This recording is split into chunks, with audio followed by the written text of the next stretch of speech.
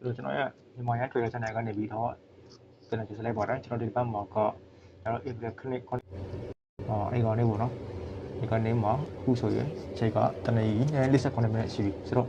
ကျွန်တော် market ထဲကိုစပြီးတော့ဝင်မယ်ဝင်ပြီးတော့ကျွန်တော်တို့ analysis ပြပြီးတော့ update လုပ်ကြည့်အောင်ပြီးခဲ့တဲ့တစ်ပတ်က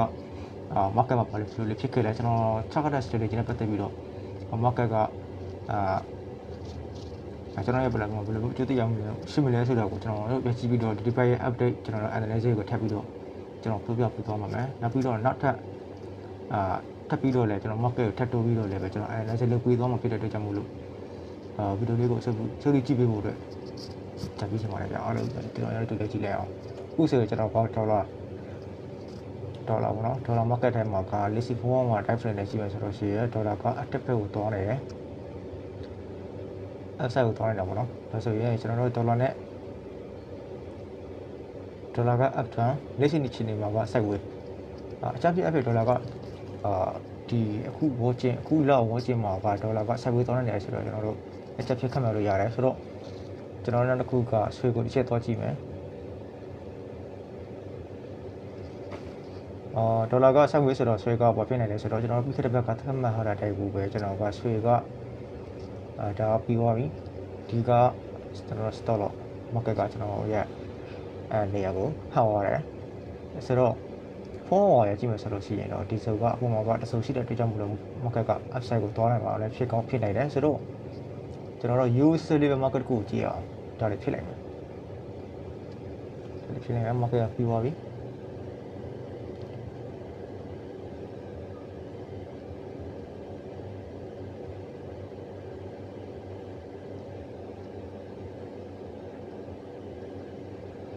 ပြီးတော့ပြီဆိုတော့အခုဒီချိန်မှာဆိုလို့ရှိရင် market ကကျွန်တော်ရဲ့15မိနစ်ရဲ့ help point ကိုသူကဖောက်သွားပြီဆိုတော့အပေါ်တက်ကောင်းတယ်တက်သွားနိုင်တယ်ဒီဆိုကိုပြန်လာကောင်းပြန်လာနိုင်တယ်ဆိုတော့ကျွန်တော်တို့မသိနိုင်သေးဘူးဆိုတော့ဆွေက4 hour နဲ့ကြည့်မယ်ဆိုလို့ရှိရင်ဆွေကစောက်ကြည့်ရမယ့်အခြေအနေမှာရှိတယ်ဒါတော့ကျွန်တော်ဆွေက downward ရှိသွားပြီဒီမှာ low ပဲရှိတယ်ဟုတ်လား low ပဲလာရအောင်ကြည့်အောင်ဒါချောက်လိုက်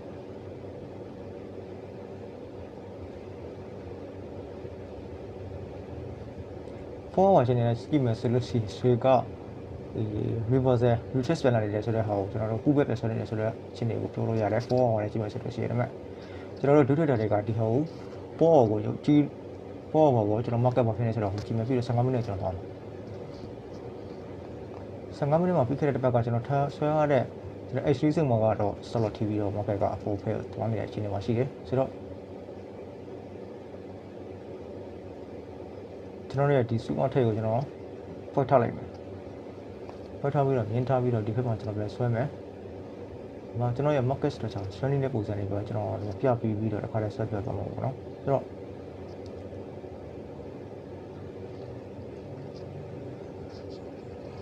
market ကဒီမှာထောက်တယ်ထောက်ပြီးတော့ဒီမှာကspark လေးပဲရှိတယ်ရှိတော့ဒီမှာကြည့်မယ်ဆိုလို့ရှိရင်ဒီ zone မှာဆိုရင်ဒီမြင်းကဒီဘုတ်နဲ့ဖောက်သွားပြီဆိုတော့ဒီနေရာမှာ upside ရမယ် upside ရပြီးတော့အောက်ပူပဲရှိတာဆိုတော့မရှိတော့ဘူးဆိုတော့ market ကလောလောဆယ်မှာ counter ချိန်သွားပြီနော်အချာဖြစ်အောင်ကြည့်မယ်ဆိုလို့ရှိရင် market က counter ချိန်သွားပြီဆိုတော့ကျွန်တော်အချက်ဖြစ်ခတ်မှလို့ရတယ်ဆိုတော့ဒီတစ်ပတ် market က15မိနစ်မှာဆိုရင်ပူပဲပြန်သွားနိုင်တယ်ဆိုတော့ဒီနေရာကိုကျွန်တော်ဟပ်ပွဲမှနိုင်မယ်ဒီနေရာကိုကျွန်တော်ဟပ်ပွဲတော့ထားလိုက်မယ်ဆိုလို့ရှိရင်ကျွန်တော်တို့ shop ဖို့ဆိုစဉ်းစားရမယ် shop ဖို့စဉ်းစားရမယ်ဆိုတော့ရှိရင်တော့ adjustment ရပါမှာလဲ adjustment က last move ပဲကဒီနေရာပဲရှိတယ်ဒီနေရာဒီကျွန်တော်တို့ရဲ့ adjustment ဖြစ်ကောင်းဖြစ်နေတယ်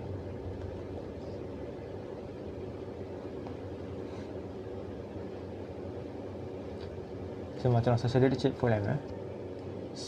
အဲ့ဒီမှာကျွန်တော်တို့ကဒီ aggressive လိုက်မယ်ဆိုလို့ရှိရင်တော့ဒီနေရာကိုကျွန်တော်တို့အချမ်းဖြစ် adjustment တော့သတ်မှတ်ပြီးတော့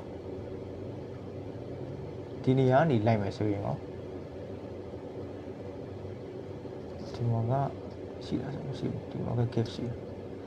ဒီနေရာကနေကျွန်တော်တို့သွားလို့ရတယ်ဒီဆိုလို့ကြည့်မယ်ဆိုလို့ရှိရင် market ထဲမှာက 100% တိကျတယ်ဆိုတော့ရှိတော့ဘူးအလောက probability နဲ့သွားတဲ့ကြောင့်မလို့ကျွန်တော်တို့ကဖြစ်နေချေကိုပဲကြည့်ရတာပေါ့နော်ဆိုတော့ဒီဆိုဒီမှာလည်းချက်လက်တက်ထားတယ်ဆိုတော့ ဒီလောလောဆယ်မှာဘာစုံမှန်းကျန်တယ်ဆိုလို့ရှိရင်ကျွန်တော်အတွက်က HU စုံမှန်းကျန်ဒီစုံပေါ့နော်ဒီစုံဒီ order flow တစ်ခုတော့မှတ်လိုက်မယ်ဆက်မှာ AC ရဲ့ take liquidity ရဲ့ take ရှိတယ်ဒီစုံပဲရှိမယ်ဆိုတော့ရွှေကကျွန်တော်တို့ဒီတစ်ပတ်မှာ short ဖို့တော့ကျွန်တော် idea ရှိတယ် short မယ်ဆိုလို့ရှိရင်ကျွန်တော် euro ပဲ short လို့ရမယ် fundamental ရကရွှေကဒီဒေါ်လာကညနေနေထားမှာရွှေနဲ့ဘယ်လိုမျိုးအကျိုးတရားမျိုးရှိမလဲဆိုတော့ကျွန်တော်တို့ market ထဲမှာစောင့်ကြည့်ပြီးတော့ထည့်ရမယ့်အခြေအနေဖြစ်တယ်ဒီထည့်မယ်ဆိုတော့ကျွန်တော်ကဒီလိုပြီးဆက်ပြီးဆိုတာ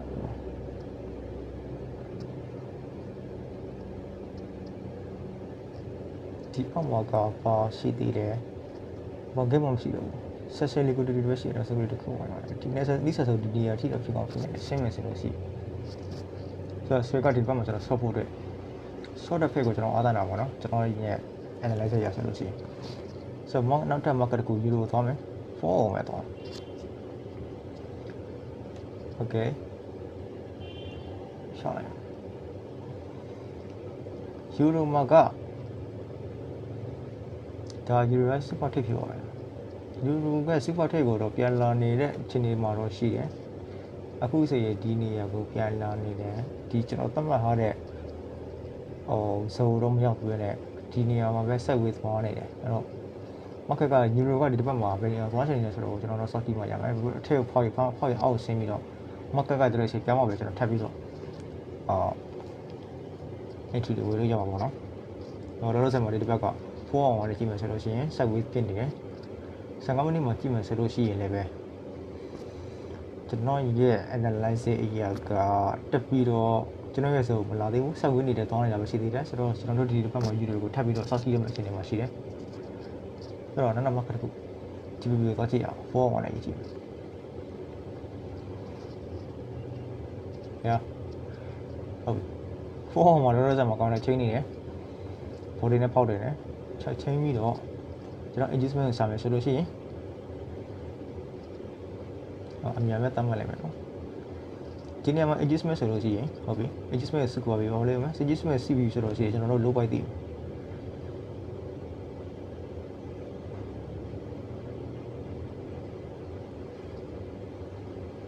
ဒီနေရာ low ဟုတ်ပြီ low buy ကိုပြန်ဖောက်သွားတယ်ဒီနေရာမှာစစ်ထပ်ဖောက်တယ်ဒီနေရာ high ဖြစ်သွားတယ်ဟုတ်ပြီကျွန်တော် forward ဝင်ပြရအောင်နော်ပြီးတော့ဒီချားတော့ adjustment ရှိတာရှိတယ်ဆိုတော့ဒီနေ့မှာနောက်ထပ်တစ်ချက်ထပ်ရမယ်ဒါဒီလိုlow buy ကျွန်တော်နေ့တိုင်းကိုထွေးမယ်ဆိုလို့ရှိရင်တော့ကျွန်တော်တို့ရဲ့ low buy high buy လေးဒီမှာပဲကျွန်တော်တို့ပြောရရှိရ down trend up trend ဆိုတော့ကျွန်တော်တို့ခံမှန်းလို့ရမှာဆိုလို့ရှိရင်တော့ကျွန်တော်ရှယ်တိပြီးထိတာနဲ့တော်တော်ကျွန်တော်တိပြီးထိတာနဲ့ဆိုတော့ဟာတိပြီးထိတာကပူပြီးတော့အဆင်ပြေတာပေါ့ဒါကိုကျွန်တော်ဟက်လို့တတ်မှတ်မယ် order ကျွန်တော်ဒီနေရာမှာ market ကဖောက်သွားတယ်ဒီမှာနော်ဒီ body ကိုဖောက်သွားတယ်ဆိုတော့ adjustment ရပုံပါတယ်ဒါ4 hour ရဲ့ adjustment sorry ဒါ4 hour ရဲ့ adjustment နဲ့တတ်မှတ်မယ်ဒါ magnet ဖွက်တာလို့ okay 4 hour ရဲ့ adjustment ကိုသိပြီးရမယ်ဆိုတော့ဒီ4 hour ရဲ့ low buy ကိုကျွန်တော်တို့သိပြီ4 hour ရဲ့ low buy လို့သတ်မှတ်လိုက်မယ်ဘယ်ဆိုကနေရှင်းသွားလဲဟုတ်စီ order block ကိုလည်းမတွေ့ပါဘူး order block လည်း4 hour မှာ order block ကြည့်ရအောင်ရှိလားဆိုမရှိဘူးဆိုတော့4 hour မှာတိကျတဲ့ order block ရလို့မရှိဘူးเนาะတိကျတဲ့ order block ရလို့မရှိဘူးဆိုတော့15မိနစ်ကိုကျွန်တော်သွားကြည့်မယ်15မိနစ်မှာဘာဖြစ်နေလဲဆိုတော့4 hour မှာဘာတောင်းထား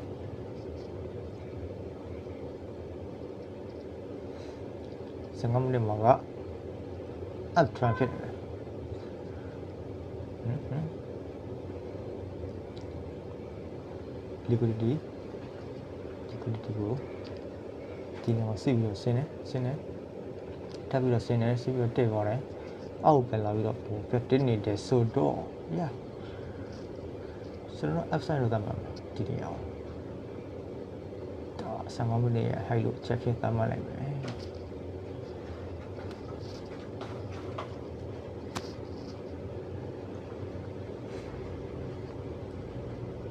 လို့ကဒီနေရာမှာပဲထားနိုင်မယ်နော်โอเคကလောလောဆယ်မှာစိုက်ဝေးဖြစ်နေတယ်ဆိုတော့ GPP ကဟိုလွတ်မယ် extreme မှာ order block ရှိလားဆိုတော့ကျွန်တော်ကြည့်ဒီစုံပဲရှိ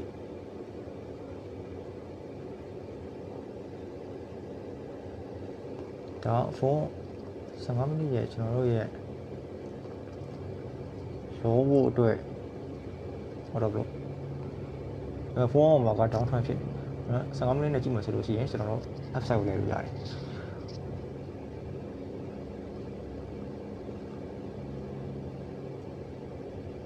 ကျွန်တော် order လေးတင်ပြနိုင်မယ်နော်ဒီနေရာရောက်ကျွန်တော်လုံးဝ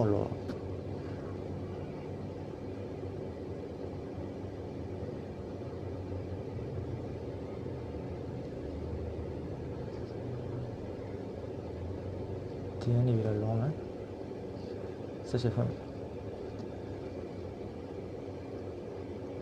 ဒီထိလုံးမယ်ဆိုလို့ရှိရင်ဒီထိကျွန်တော်လုံးလိုက်ရတယ်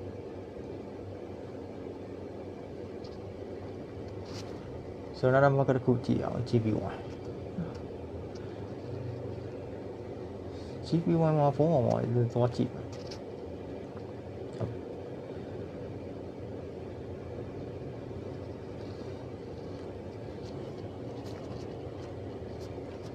GP1 မှာဖုန်းပေါ်မှာရပါupside ဒါလေးတွေဖြစ်နေတယ်ကျွန်တော်ဟိုဖြစ်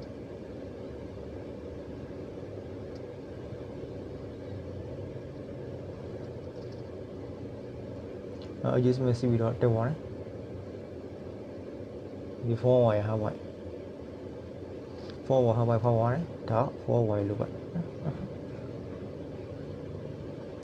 ဖုန်းဝါရလို့ပဲတည်ရပြီဆိုတော့last book ကဘာမှလဲဒါဖုန်းဝါရlevel 2အမောင်ကအနည်းဆက်ဆောင် order block မရှိနဲ့ဒါဒီပိုင်ရှေ့ကြည့်ရအောက်ရောက်လာမရောက်ဟုတ်ဆိုတော့HD နဲ့ရှိလာဆိုတော့ဒီမှာလာပြီးပါပြီ asset ဘောပဲကျန်တယ်နော်ဒါပေါ်ဝိုင်ဟပ်ဝိုင်โอเค15မိနစ်စစ်ကြည့်မယ်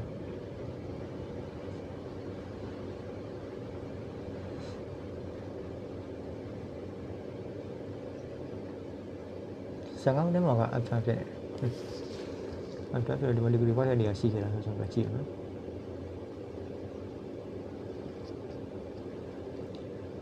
โอเคကတင်းနဲ့ဆင်းတယ်ပြီးတော့ဒီနဲ့မြည်လာဒီအောက်ပဲပြီးတော့တင်ဝင်နေဆိုတော့ဒီမှာ hub point ဒါ15မိနစ်ရဲ့ hub point ဒါဒီ15မိနစ်ရဲ့ low point လောလောဆယ်မှာ upside ကျွန်တော်တို့လောမယ်လောဖို့ GBP USD GBP ကိုကျွန်တော်တို့လောဖို့ဆက်ရအောင်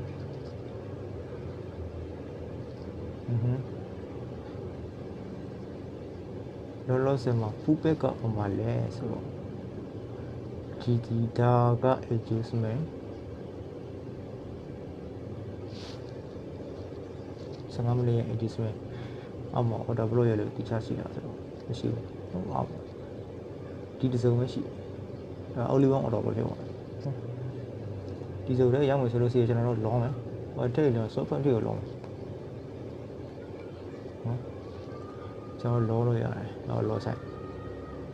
ဟုတ်စဘောကျဲတော့ကျွန်တော် conformity စောင့်မှရမယ်နော်နောက်တစ်ခုကကြ CDGPY ကြ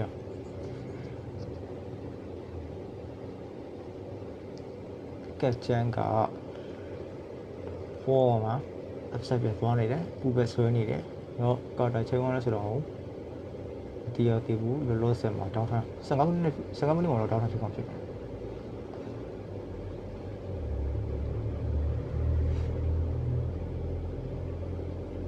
ဟိုအဝေးတော့ကြောက်ချပြီးတော့ခေါ်တာချိန်ပါပြီသူလည်း offset ဖြစ်သွားတယ်ဒီစီကွက်ထဲဖောက်သွားတယ်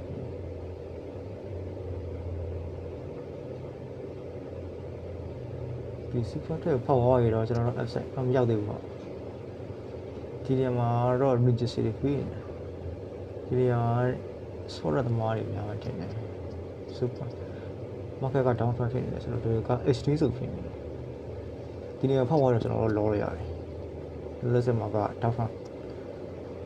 ဘောင်းမှာတွေ့ခဲ့တဲ့အတိုင်းပဲကျွန်တော် down trend ဒီနေရာကနေဆုံးမယ်ဆိုလို့ရှိရင်အခုချိန်မှာဆောလို့ရလားဆိုတော့ရတယ်ဒီနေရာကနေကျွန်တော်ဆော့ကြည့်အခုချိန်မှာကခွကောင်းတယ်ဆိုတော့ဒီစီနေပြီနေရတယ်ရဒီရရှိတယ်ဒီရောက်လေကလေးတွေဝိုက်လာတယ်ဒီနေရာဖောက်ဖို့ကြိုးစားတယ်ဒီမှာကကြဒီနေရာဖောက်ဖို့ကြိုးစားနေတယ်ဘာမနေကြည့်အောင်ဘာမနေမှာကချွတ်ထားတယ်ဒီချွတ်ထားတဲ့နေရာကိုပဲပြည့်ပြည့်လာတက်ဟိုကလေကလေးတွေမရှိဘူး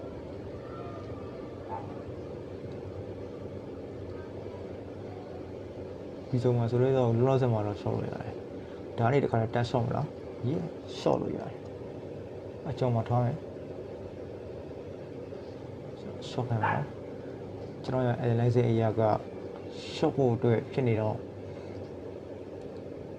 ဒီစုံမှာထပ်ပြီးတော့ short လို့ဖောက်လို့ကြာကျွန်တော် short လို့ရတယ်တော်လေးတွေဝိုက်ထားတယ်ဒီနေရာဖြစ်ကောင်းဖြစ်နေတယ်ဒီဆက်ဆုံးဒီနေရာပေါ့ကဲလောက်ပဲ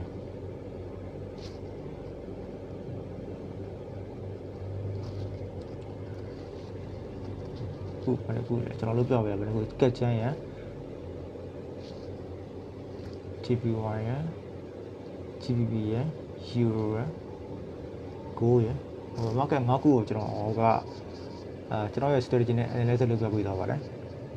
ဆိုတော့နောက်တစ်ပတ်မှာကကျွန်တော်ရဲ့ analysis ကဘယ်လိုမျိုးတွေ market ကလွယ်ချက်ပေးပြီးတော့ဖနီကိုစစ်ပြီးသွားမယ်ဆိုတော့ကကျွန်တော်ထပ်ပြီးတော့ စောင့်ကြည့်မှာဖြစ်ပါတယ်ဆိုတော့ကျွန်တော်ဗီဒီယိုအဆုံးထိကြည့်ပြီးတဲ့ကျွန်တော်ရဲ့ညီကိုမောင်နှမမိတ်ဆွေတွေအားလုံးကိုပဲကျေးဇူးပြန်တင်ပါတယ်ကျွန်တော်နောက်ထပ်ဗီဒီယိုပြန်ပြီးတွေ့ကြတာပေါ့အားလုံးပဲ thank you ပါခင်ဗျာ